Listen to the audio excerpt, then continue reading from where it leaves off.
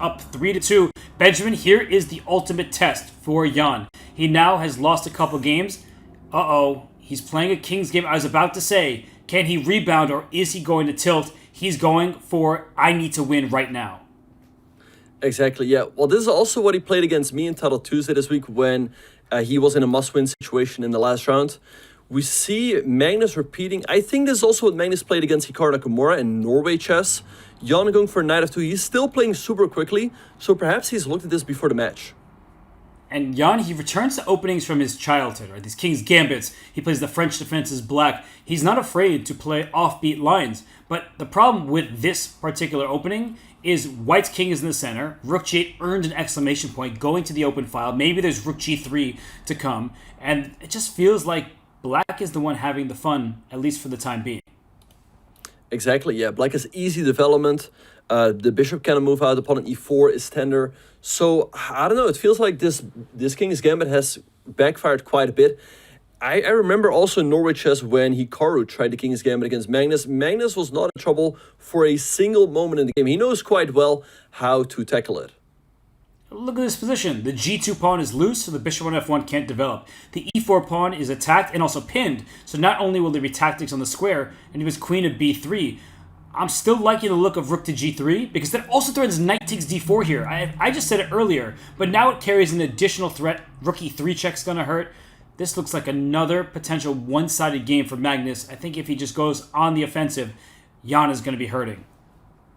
Yeah, I like this move rook g3 that you pointed out. That it does threaten the move knight takes d4. It also introduces this idea of rook to e3 check. And the king has to perhaps go to d1. You can go bishop e2, but then you're in a pin. So it looks great so far for Magnus. The material's even. White is completely tied up. You cannot develop a single piece. And there we see it, Robert. Rook to g3.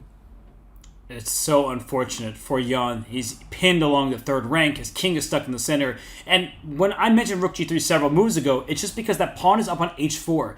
One of the bad things about pushing pawns is you give away key squares. So Black's pawn structure looks compromised with double f pawns. But Benjamin, we see that you get counterplay around it. Whenever you have double pawns, you have open files. There's an open e file. There's an open g file. There may be these isolated pawns in the f file, but that is not what's important. It's king safety, and the aggressive intentions are all in Black's favor. Yeah, and I already don't see what Jan should do here. Knight takes d4 is a very clear threat. Perhaps you have to move your queen, but he's just moved it. So is he going to move it again with like queen a4, but Black just goes bishop to d7? Black almost has all of their pieces into the game. White only has these two knights developed. Your king is stuck in the middle. It's very difficult to develop bishops. So is Jan perhaps already a little bit on tilt, Robert? And playing the King's Gambit was a sign to me that maybe he was. Does he really believe in the King's Gambit?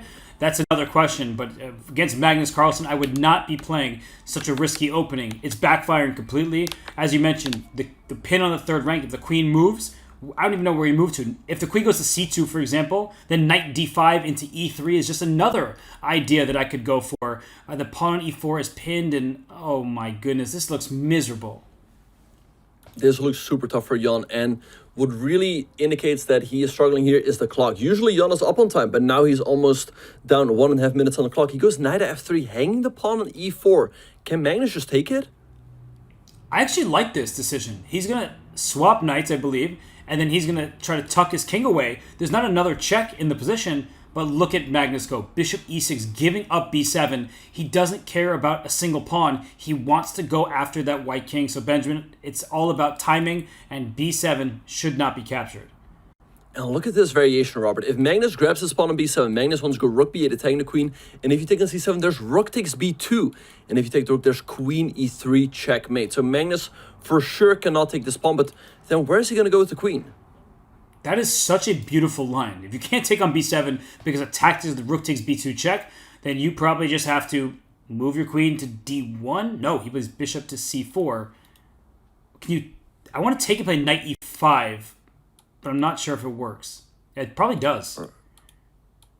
Yeah, I assume it does, because you cannot take the pawn, it hangs the queen on c4, and if you take the knight, you hang the pawn at g2 with devastating effect.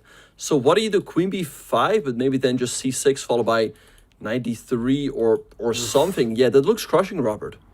It looks like it's going to be a swift victory for Magnus. He's doing the right thing by calculating right now about bishop takes c4, followed by knight to e5. It's very direct. It's one attacking move after another. You hit the queen. When the queen gives you a check, you hit the queen again.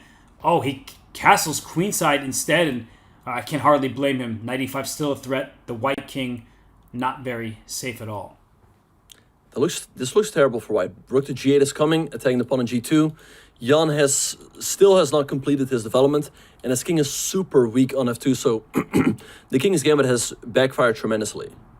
The king has been gambited. That king is going to be stolen, and black is going to checkmate it, and it's going to be another win for Magnus. That would be 3 in a row, and I don't know how Jan is going to bounce back from that, but king's gambit is not the answer. And there we have the move knight to e5. You cannot take the d pawn, you hang your queen, and again, if you take with the knight, you hang the pawn on g2, so there's nothing here for Jan. I mean, you're gonna have to move the queen, then black can take an f3 with the rook or with the knight, and black just gets a crushing attack, and black is even up upon, and Magnus takes a 2-point lead. Resignation